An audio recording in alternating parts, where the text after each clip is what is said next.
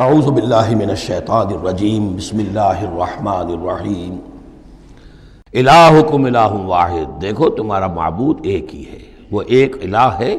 فالذین لا یؤمنون بالآخرۃ، تو وہ لوگ کہ جو آخرت کا یقین نہیں رکھتے، منکرۃ وہم مستکبرون، وہ اس بات سے انکار کرتے ہیں، وہ اس کو قبول کرنے میں جھجکتے ہیں اور ان کے اندر استکبار پیدا ہو جاتا ہے، مغرور ہو جاتے ہیں۔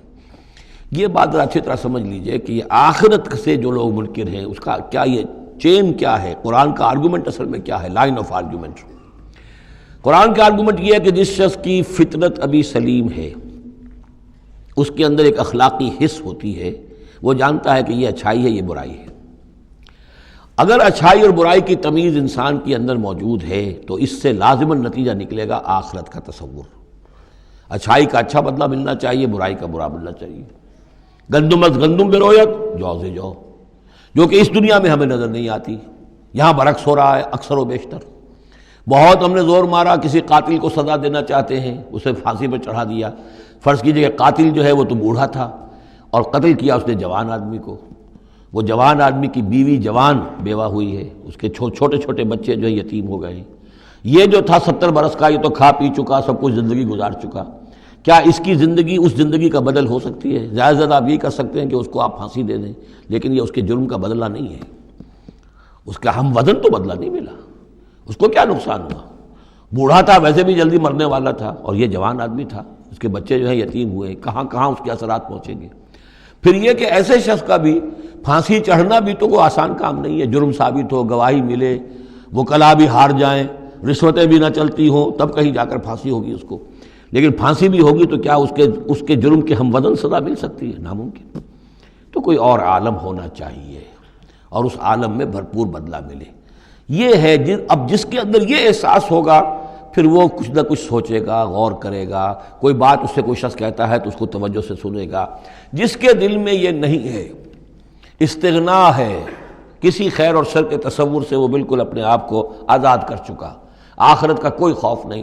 اب اس کے سامنے آپ لاکھ بین بجاتے رہیے، اس کو حکیمانہ درس دیتے رہیے، اسے بار بار جھنجھوڑیے، سکھائیے، پڑھائیے، وہ تو وہیں رہے گا، اس کی زندگی میں کوئی تبدیلی نہیں آ سکتی۔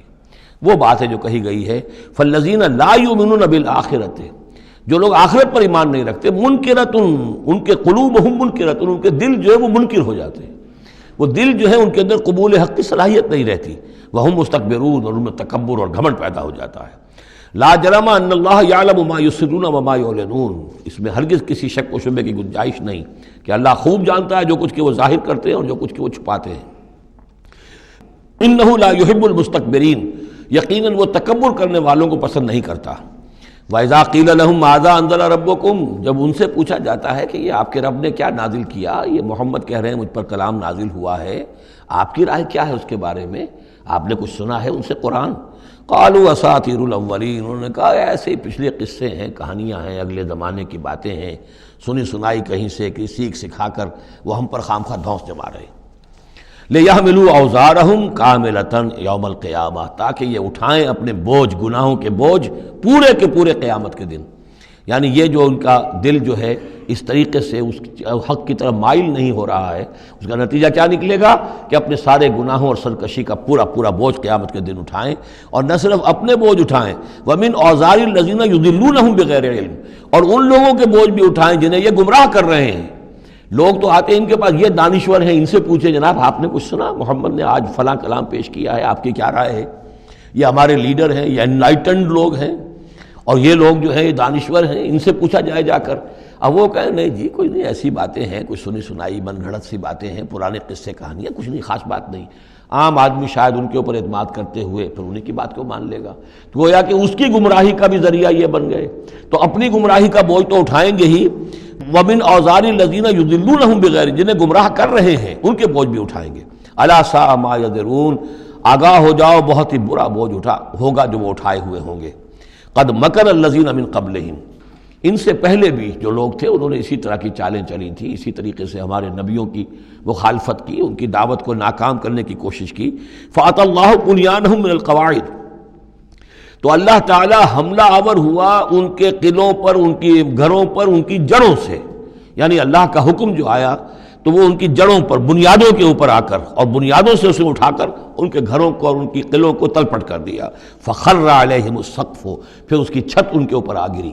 یہی جو جعل عالیہا سافلہا ہم پڑھ چکے ہیں جو سدوم اور عمورہ کی بستیوں کے ضمن میں، اور یہ بہت سی قوموں کے ساتھ ایسے عذاب آئے ہیں. یہ نہ سمجھیے، یہ تو چونکہ قرآن مجید میں آپ کو بتا چکا ہوں صرف انہی اقوام کا تذکرہ ہے کہ جن سے اہل عرب واقف تھے، انہی کے آس پاس، کوئی جنوب میں، کوئی شمال میں، کوئی مغرب میں، کوئی آس پاس جو قومیں آباد تھیں ان کی طرف جو رسول بھیجے گئے. ورنہ یہ کہ رسول اور بھی آئے، وَلِكُلِّ قَوْمٍ ہاد، ہر قوم کی طرف ہم نے ہادی بھیجے. چنانچہ ہندوستان میں بھی جس علاقے میں میرا بچپن گزرا ہے، جو اب ہریانہ کہلاتا ہے، وہ ضلع حصار، اس میں مختلف مقامات پر تھیڑ تھے بڑے بڑے، یعنی سیاہ رنگ کی راکھ کے ٹیلے بڑے بڑے، ان کو کھودتے تھے، ان میں سامان نکلتا تھا. معلوم ہوتا تھا یہ بستیاں تھیں کبھی کسی زمانے میں، اور ان کے اوپر یہ عذاب الہی آیا جیسے پومپیائی پر آیا کہ اس کے اوپر جو ہے وہ لاوا برسا اور پوری کی پوری بستی جو ہے اس لاوے کے اندر دب گئی. اسی طریقے سے اس علاقے میں کوئی رسول آئے ہیں، اور سرسوتی دریا یہاں کا ہوتا تھا بہت بڑا، وہ دریا بھی غائب ہو گیا ہے. دریائے گنگا جو ہے ہندوؤں کے نزدیک جو مقدس ہے، یہ بہت بعد کی شے ہے. اصل جو ان کا مقدس دریا تھا وہ سرسوتی تھا، اور وہ غائب ہو چکا ہے، اس کا پتہ نہیں چلتا ہے. اب اس کی وہ تلاش کر رہے ہیں. یہی علاقہ ہے جس میں سے ہو کر وہ دریا سرسوتی گزرتا تھا.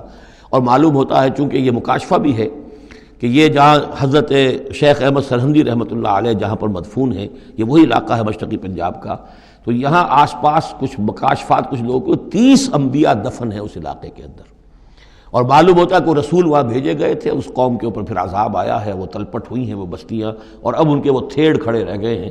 وہ جو ہیں بڑے بڑے ٹیلے ہیں جن کو اب کھدائی کر رہے ہیں تو نیچے سے بستیاں برآمد ہو رہی ہیں.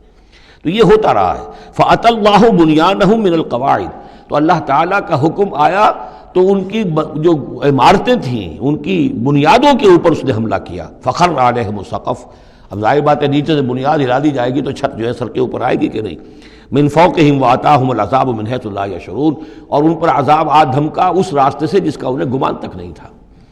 ثم یوم القیامت یخزیہم، اور پھر ابھی مزید جو ان کی رسوائی ہونی ہے وہ تو قیامت کے دن ہوگی. ثم یوم القیامت یخزیہم ویقول این شرکائی الذین کنتم تشاقون فیہم، انہیں رسوا کرنے کے لیے اللہ تعالیٰ کہے گا کہاں ہے وہ آپ کے شریک، وہ معبود جن پر غرہ تھا، جن پہ تکیہ تھا، وہی پتے ہوا دینے لگے، وہ کہاں گئے وہ پتے جن کے بارے میں تمہیں سخت حمیت تھی. تشاقون فی، جن کی وجہ سے تم مارنے کو دوڑتے تھے، جو بھی ان کی نفی کرتا تھا ان کی تکہ بوٹی کرنے کو تیار ہو جاتے تھے. اتنی حمیت، اتنی غیرت اپنے معبودوں کے لیے تمہارے اندر تھی. یہ تمہارے من گھڑت معبود اب وہ کہاں گئے؟ قال الذین اوتوا العلم ان الخزي اليوم والسوء علی الکافرین، جن لوگوں کو علم دیا گیا ہے وہ کہیں گے یقیناً آج کے دن رسوائی اور برائی یعنی بد نصیبی بدبختی کافروں ہی کے لیے ہے. الذین تتوفاہم الملائکۃ ظالمی انفسہم، جن کو قبض کرتے ہیں فرشتے اس حال میں کہ وہ اپنی جانوں پر ظلم کر رہے ہیں. نہ اللہ یاد ہے، نہ آخرت یاد ہے، نہ نیکی کا خیال ہے، کچھ نہیں ہے، لگے ہوئے ہیں اپنی عیش پرستیوں میں، نفس پرستیوں میں. اس حال میں جب فرشتے ان کی روحیں قبض کرتے ہیں، فلق السلامہ، اس وقت پھر وہ اسلام پیش کریں گے اور اطاعت قبول کریں گے. ما کننا نعمل من سوء، نہیں ہم تو کوئی برے کام نہیں کر رہے تھے. فرشتوں کے سامنے جو ہے وہ جھوٹ بولیں گے. بلا، وہ فرشتے کہیں گے ان اللہ علیم بما کنتم تعملون، اللہ خوب جانتا ہے جو کچھ تم کر رہے تھے.